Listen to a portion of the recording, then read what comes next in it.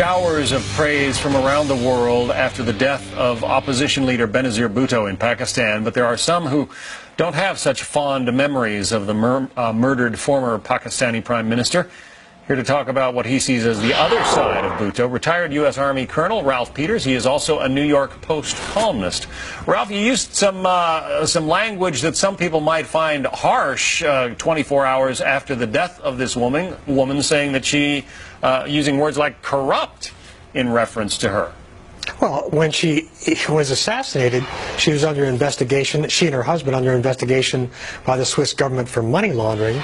Look, what outrages me is how she conned us, Democrats and Republicans. You come to Washington as a Muslim or a Muslim woman from the Middle East, and you say the word democracy, and everybody gets starry-eyed. But you need to look at her record.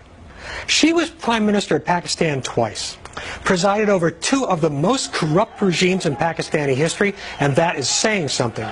She let her cronies loot the education system, which opened the door for the madrasas, the religious schools, to turn out terrorists. I was in Pakistan during her second administration.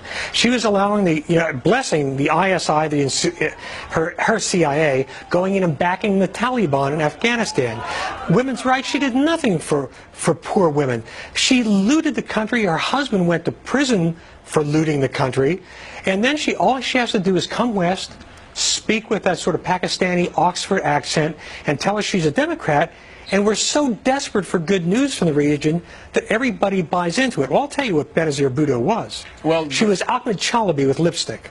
The administration was obviously pushing hard to get this reunion, they called it, this unification between Benazir Bhutto and Pervez Musharraf. I guess they thought that she would be sort of a counterweight to him, and perhaps, bring more democracy to that country. Yeah, well, that's the State Department. They hate anything military, and, they have this liberal version of the white man's burden mentality, where they're going to teach the Pakistanis how to have democracy. Look, the bottom line is this. You can't listen to the words. You've got to pay attention to what people do in real life. Benazir Bhutto had two shots at being Prime Minister. She was a disaster both times. And then she can still come here after blowing it twice and con American leaders in both political parties into believing she's the great hope for democracy. Benazir Bhutto wasn't the great hope for Pakistan. She was an enormous part of the problem. But some would suggest in that part of the world where corruption and nepotism are so endemic that she would have had to have sort of made that part of her administration. She just maybe didn't make the most of the opportunities she had.